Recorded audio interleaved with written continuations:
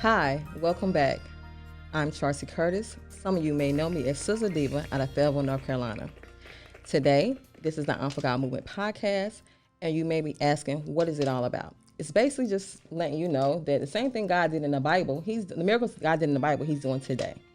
And we would like for you to be able to make sure you go back to the rest of the podcasts because you don't want to miss nothing, and it's all about people just telling their testimonies and letting you know that God is real. Today I have a special guest, a friend of mine, Vondella, and I'm going to just let her introduce herself so she can so people can feel like they get to know you a little better. Can you introduce yourself for me, Devon? My name is Von Demetrius, aka Miss Vondella. I am from Fayetteville, North Carolina, born and raised. That's pretty much who I am. Can you tell them how to get in contact with you or what you got going on? Well, I am a vocalist, songwriter, live entertainer. So if anybody was trying to reach me, the best way would probably be to just inbox me on Facebook or message me through Instagram. Okay. Well, getting right into it. I'd like to ask everyone, the first question is, everybody have that moment. What was that first moment that you realized God was real? Well, I grew up in the church, so of course it was it was placed in me who God was.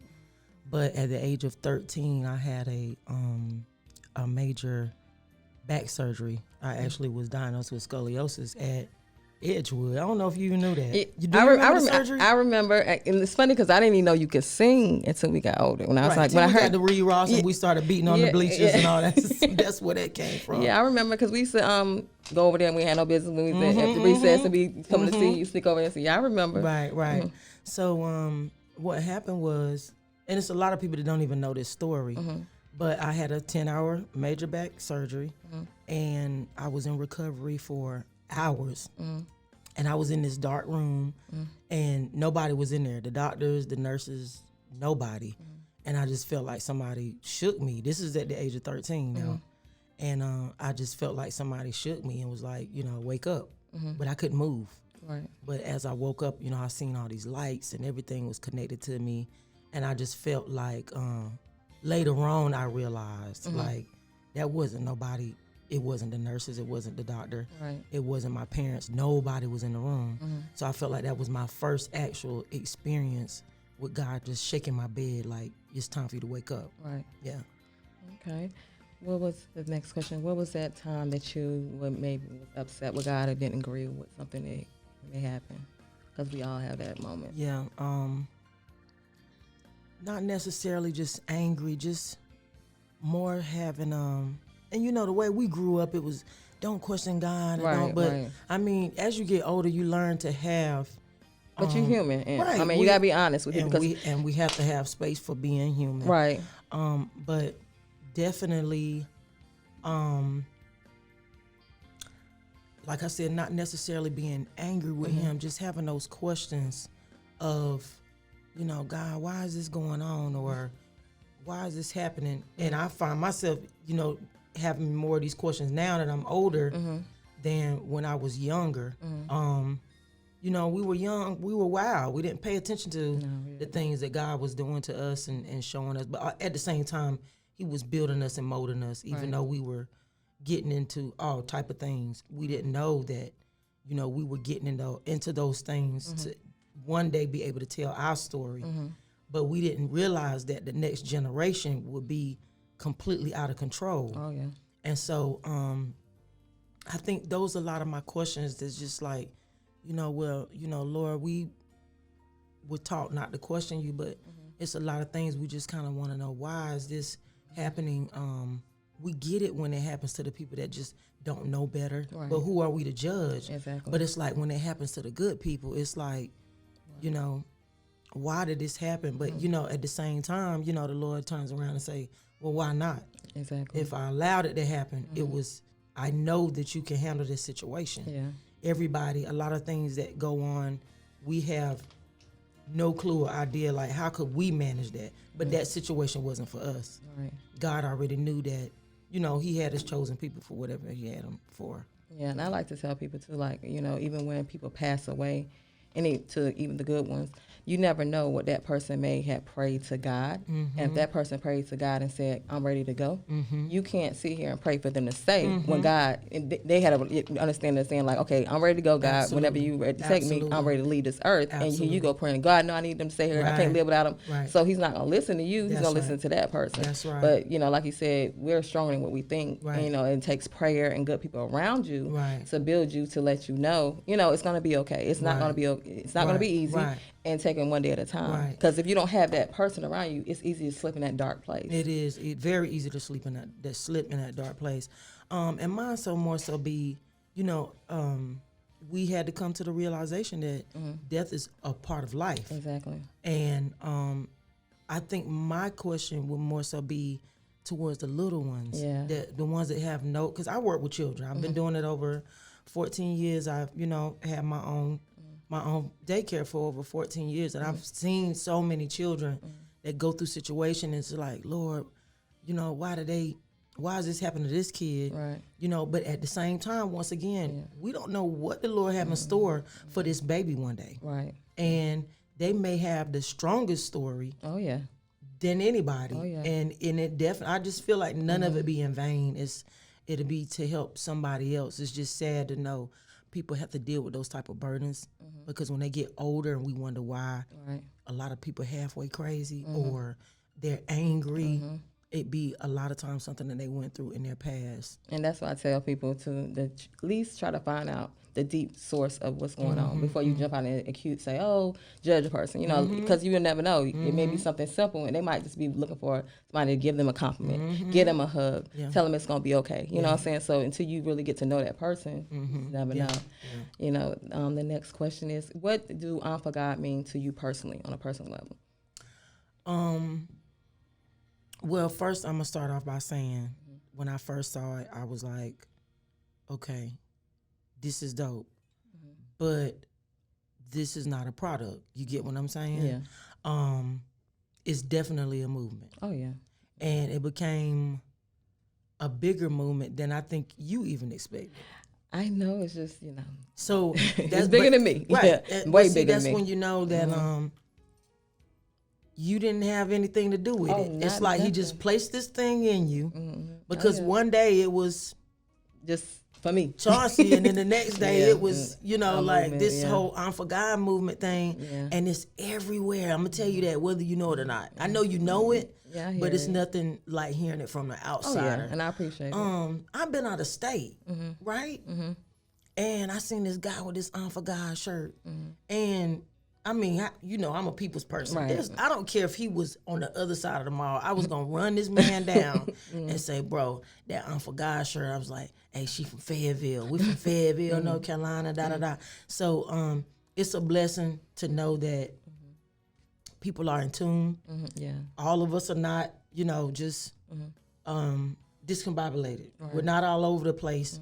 And like I said, the whole for God movement is just to know that, Lord, I am definitely for you, whether if I have to stand in this alone. Oh, yeah. If it is a movement, I am still for God regardless. Yes. At the end of the day, he is the creator. Oh, yeah. He is who put breath in our body every day. He is who keep us covered in the blood. Because we've both have been in some situations where we could have been in the ground early. Oh, yeah. You know what I mean? But it wasn't our time. Honey, got more work to do. Listen, God said not so. Right. I'm going to let them go out. I'm going to give them the opportunity to speak my word and speak my name, So, at the end of the day, every knee shall bow and every tongue shall confess that he is Lord. Oh, yeah. So whether they like it or not, or agree with it, we living in the times where you better start believing. Oh, yeah. Oh, yeah. And that's what it's all about. And honestly, I'm going to say this like I told it somebody else. I said, what you got to lose? Nothing. What do you have to lose? Why close your eyes for the last time and you just didn't believe? You know what I mean? It's a scary situation. Yeah. What do you have to lose? You know, so like I said, he's the creator of all creators. Mm-hmm. You could just go to the beach and look at the water and just be like, you know, how? Look at the sand separated from the water and the water don't cross over. Yeah. You know? Yeah. So that's my whole... Well, you know, that's what I tell people, you know, all the basic is just getting your own relationship with God. That's it. That's all I'm telling people, period. Like, once you get there, it's like a drop off. God take care of the rest. Mm-hmm. And he do just that. And that's where it come back with the testimonies. And I tell people that's what fills me up, is the testimonies. You know, from the kids to the teenagers to the adults to, you know, elders. It's like amazing. But like I tell them, I didn't do it. God did it. That's you know what I'm saying? But I'm glad to be a part of that. And I thank God every day. Like, you know, my prayer every day is God keep me humble. I don't never want to be that person that feel like I stand before him, because I don't. Right. You know, so, but at the end of the day, you know, God is good. And I want to ask you, where did your movement come from that you got going? The Black Love? Mm-hmm. Black Love, yeah. Tell people about that. Well, I believe that. And congratulations. I love it. Thank you. You like the record? Yes, I do. Yes, I do. Okay. That round of applause is so funny to me. But so I feel like well, let me back up. Mm-hmm. Love was lost. Right. We ended up somewhere where I don't know what happened. Like my parents are still together. Mm-hmm. Okay. My aunts and uncles still together. Mm-hmm. And, you know, so I still have a lot of that old school in me. Mm-hmm. But as I started growing up, called myself being in love, thinking I was in love, it wasn't there. Mm-hmm. You see what I'm saying? Mm-hmm. And the feel that I was looking for, the guy maybe didn't have that feel because of maybe a prior situation he done went through, or maybe something he dealt with in his past. And so I just wanted to come up with a concept that love is not lost. Right. And Black love is definitely not lost. Right. It's a lot of us that still love on each other, and it's a lot of us that need love and don't know how to love. Right, I agree. And Black love is not even just about relationships. Like Black love is about me and you. We friends. We home. We grew up since 2nd, 3rd grade. Yeah. That's Black love. Yeah. Me and my man over here. You know what I mean? Like, we've been knowing each other. Yeah. We all been knowing. So it's all about just loving on each other and loving our culture. Oh yeah. Because our culture is lost right now. It's so much going on. And when we look at other cultures, granted, I know they have their own issues too, but in our eyes, they seem so close. Mm-hmm. They seem so connected. Yeah. Like, they run their businesses together. They live together, and you know, they're not pulling each other down. And I just wanted to put that back out there that, listen, we got to lift each other back up. Yeah. Some kind of way. If we don't grab this, we're going to be endangered. Oh, yeah. You understand what I'm saying? And granted, it was set up to be that way. Mm-hmm. And if we don't wake up to realize the system is actually failing us, who gonna put us together? Another culture? No. It's not gonna happen. The president? No, it's not gonna happen. The government? No. So when we don't pull, love, Black love, or whatever, you know what I mean? Even back to our youth, we have to learn how to be friends again. We have to learn how to, just love on each other. Right. And that's really what Black love is about. And then even back to our couples, and not to go too deep on it, but when they separated the family and they took the Black man out of the home, you see what I'm saying? And half of them are dead or in prison, then it pushed the woman out she had to become this independent woman. She had to, do everything for the child, and then to put the Black woman in a different mindset. You see what I'm saying? This is what's tearing us apart, is because they separated the families, and the system knew if, we pull the male out, then the female, she's gonna have to do whatever she got to do to strive or to get what she need to get to. Make means meet. That's right. And so now a woman has become cocky and independent, and you get what I'm saying. And she's tearing the Black man down. Let's go ahead and keep it real. Oh yeah, you're right. And so once she tears him down, now he's out here all over the place, and he needs more love than anything. He can't love on us if we're not loving on him. You get what I'm saying? And his woman's touch is definitely the next thing to his mother.